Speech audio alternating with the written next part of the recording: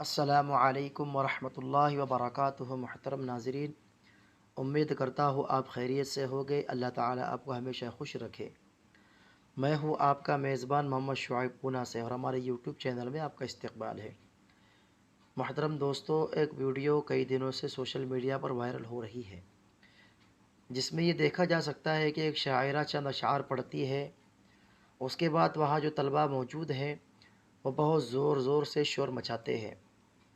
دوستو، پورا معاملہ کیا ہے میں آپ کو بتلاتا ہوں، لیکن آگے بڑھنے سے پہلے آپ سے درخواست ہے کہ اگر آپ نے اب تک ہمارے چینل کو سبسکرائب نہیں کیا ہے تو سبسکرائب کر لیں اور بیل آئیکن گھنٹی کے بٹن کو بھی دبا دیں۔ تو چلیے دوستو، شروع کرتا ہوں اور آپ کو بتلاتا ہوں کہ کیا ہے پورا معاملہ۔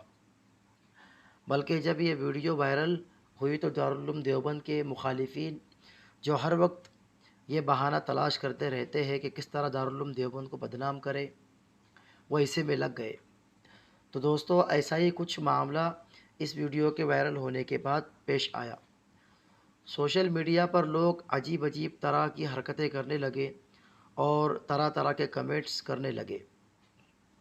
ایسے ہی ایک پوسٹ میں آپ کے سامنے رکھتا ہوں، آپ اس کو بغور سماعت فرمائیں کہ مخالفین کس طرح اپنا پروپیگنڈا چلاتے ہیں۔ میلاد النبی صلی اللہ علیہ وسلم، نعتیہ محافل، قرآن خوانی، ایصال ثواب کے خلاف بولنے اور لکھنے والے اور بدعت کا فتویٰ دینے والے اب ایک محترمہ سے غزل سن رہے ہیں۔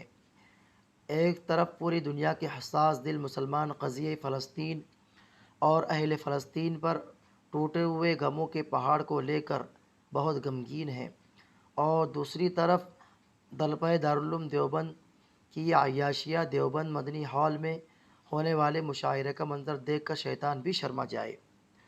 تو دوستو، سنا آپ نے کہ سوشل میڈیا پر لکھنے والے اور کمنٹس کرنے والے کس طرح کے کمنٹس کر رہے ہیں اور اس کو دارالعلوم دیوبند کی طرف منسوب کر رہے ہیں۔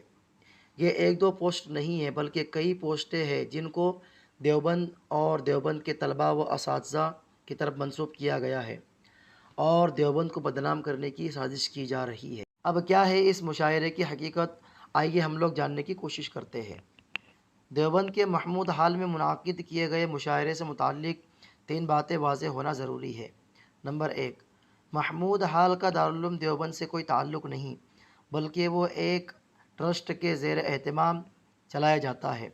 نمبر 2، اس مشاعرے کا علماء یا مدارس سے کوئی تعلق نہیں ہے، بلکہ اس کے منتظمین دیوبند کے مقامی شاعرین ہیں جو اپنے وجود کا احساس دلانے کے لیے وقتاً فوقتاً اس طرح کی کئی عیاشیوں کا سامان دارالعلوم دیوبند کے آس پاس فراہم کرتے رہتے ہیں تاکہ طلباء اور نوجوان اس طرح کی بھیڑ میں شامل ہو سکے۔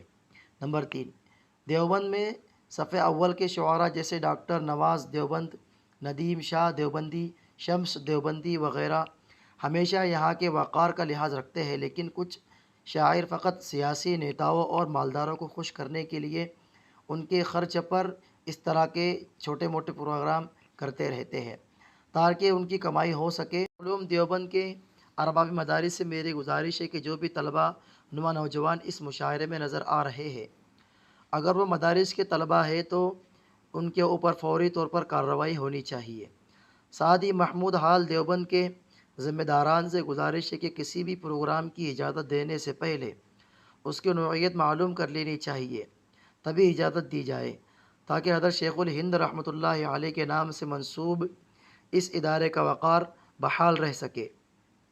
قضیہ فلسطین نے دھن و دماغ کو مالوف کر رکھا ہے، لکھنے کی بالکل سکت نہیں ہے، لیکن احباب کے بار بار استفسار پر یہ وضاحت لکھ دی ہے۔